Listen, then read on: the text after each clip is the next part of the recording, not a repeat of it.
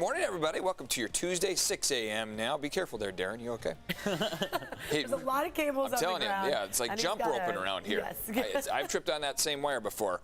Surfing, you might not need that thick wetsuit anymore. I mean, we're talking about some nice temperatures out there. At least outside when you're out just hanging, watching the surfers. Yeah. It's going to feel really comfortable. I think the water's still wetsuit weather for me. It definitely is. But I'm super tempted to go surfing because of how warm your forecast is. I mean, it's going to be pretty intense. It's going to be warm. When you've got low 80s in the forecast, I mean, the water temperature being, 60 degrees still can feel a little bit refreshing at times. But a good idea to keep that wetsuit on hand. Here's what we got as far as watches, warnings, and advisories. Excessive heat watch takes effect up to the north of us, Orange County and LA County. Not for San Diego County, but hey, for us, it is still going to warm up significantly. Take a look at your forecast highs for today. Upper 70s for the coastline, 79, maybe even capping out at 80 inland. And we'll see the mid 50s for your mountains, low 80s for the desert. So these temperatures are warm, absolutely. 10 degrees warmer than average. We warm up even more above average. By the time we get in tomorrow, we'll have details on that in just a bit. Let's take a look at what's going on in traffic. Just one thing to note that we have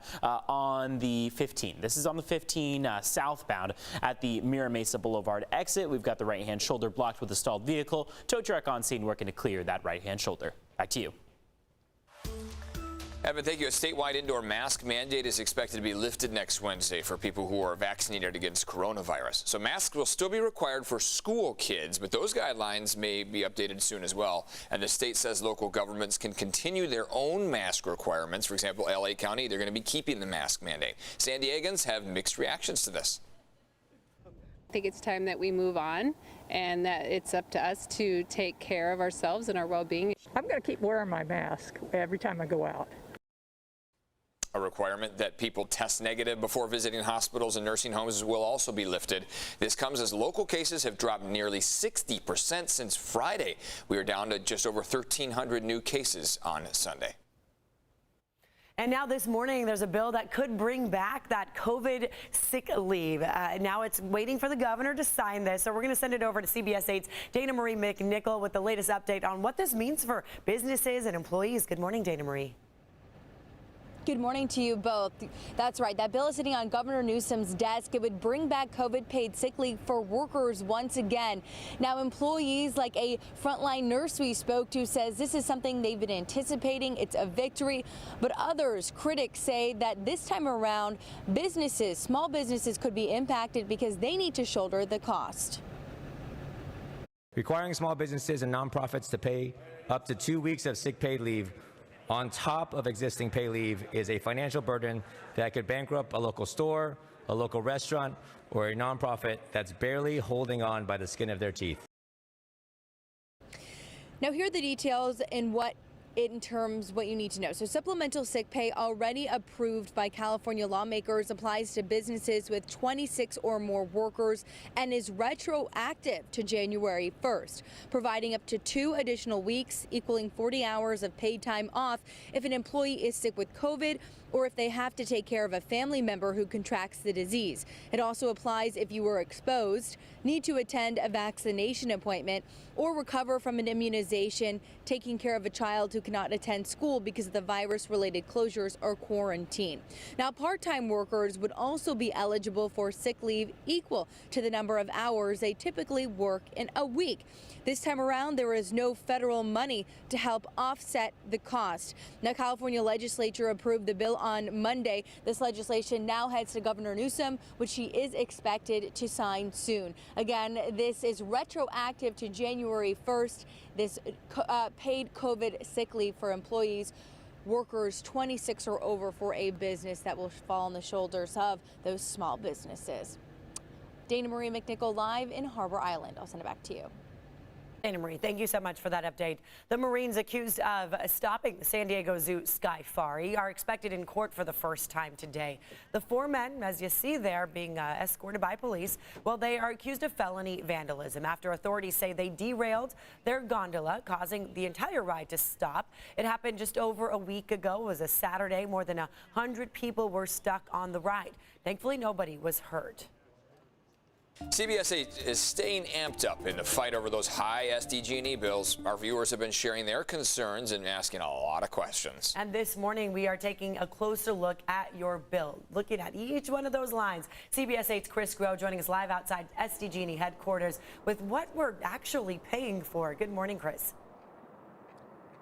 Hey, good morning, Eric and Ed. And look, a lot of people have their bill set to auto pay, so sometimes they may not even get a physical copy of their bill and actually go through their line items unless they actually log into their SDG&E account. So this will be really helpful for those of you who are wondering, hey, why are my charges so high all of a sudden? Well, again, we do have that high energy rate, but your energy bill isn't just about how much gas and electricity you use. A lot of it comes from added taxes, charges, and fees. In fact, the biggest fee comes from transmission and distribution. That's actually how SDG&E charges you for the energy getting to your home. The more energy you use, the higher that number is going to be. Then there are the public purpose programs, which again, the cost of goes to the customers. That includes assistance for low-income customers. There's also a wildfire fund charged to support the state's $21 billion wildfire insurance fund. Additional costs include a City of San Diego franchise fee differential and a nuclear decommissioning fee. Now, also, if you use more energy or gas than what your baseline is, you're charged more per kilowatt hour. You can be very good. You cannot be using energy between the most expensive times. You can have adopted a lot of energy efficiency measures, but still you're going to have costs, and in many cases, significant costs. And again, to follow our continuing coverage here of these high SDG&E bills, you can go to our website, cbs8.com, click on that help button, click on that story link for not only more details, but also some more helpful hints about how to save some money potentially. Eric and Netta. Chris Groh, thank you so much for that. And you can send SDG&E feedback about these rate hikes. Text the word AMPED to 858-571-8888, and we'll take you straight to a form. You will also get our stories about this topic. Chula Vista's mayor pushing now to get rid of the toll on State Route 125. Yeah, this is the only toll road in the South Bay. About 54,000 drivers use this every single day. Mayor Mary Casillas Salas says removing the toll is a matter of social equity. Here in the South Bay, we have some of the most disadvantaged zip codes, and yet we're the only ones that are being asked to pay for a toll road. Sandag purchased the road in 2011 for $341 million, and the toll helps to pay for that debt. The mayor wants it paid off in 2027, the earliest date the loans can be refinanced. Sandag would have to approve that and figure out how to pay for any money still owed after refinancing. Yeah, so we have the 125 toll, the one on the 15, but you can always go around that one. This one, though, I mean, for people going to work, it's a tough thing to have to pay to go to work every day. Right? Yeah, exactly. Yeah. Mm-hmm. That little tax adds up. Those couple dollars add up. Take a look at what's going on outside as we kick off your Tuesday morning. Clear conditions, yet again, no big surprise there. Ridge of high pressure stays in place, but we're going to start to see some of that light come through in the next couple minutes. So we're already starting to see a little bit of daylight kind of peek through. Sunrise doesn't come for another about 25-30 minutes or so. Take a look at where your forecast highs are going to be as we head into the rest of your day. Yesterday was a warm one.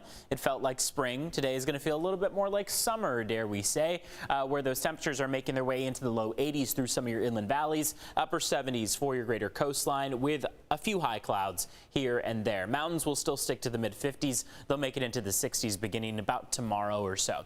So take a look. We are going to stay in that range really through the rest of the week. So tomorrow we kind of hit our peak. We climb once again into that few degree above average range compared to where we already are. And then we have very little changes in the forecast from Wednesday through the weekend. That means that we'll have maybe a degree or two of a change day to day. But in general, we're going to be sticking with that trend of very warm 15 to 20 degree above average temperatures. Looking very nice out there. A lot of sunshine continuing, maybe a few high clouds that'll join us toward the weekend, but otherwise still low 80s in the forecast, especially through your inland valleys. You see the arrows pointing toward the water. We continue with offshore flow. Ridge of high pressure remains overhead. That's not changing over the course of the next several days, so we really stick with this very summer-like trend of weather.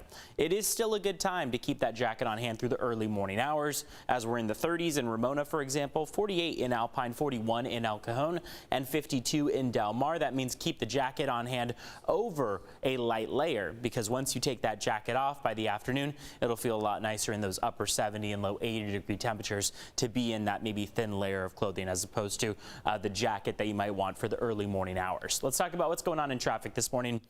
No major crashes or collisions. Just want to take you to this one crash that we've been seeing. That is on the 15. This is on the 15 southbound. You got the right-hand shoulder blocked with a stalled vehicle at the Mira Mesa Boulevard exit, not causing any major slowdowns on that southbound direction, but keep in mind volume is still very light this morning. So once they clear this, things should pick up back to normal, but they're working right now to get a tow truck on scene and clear that right-hand shoulder.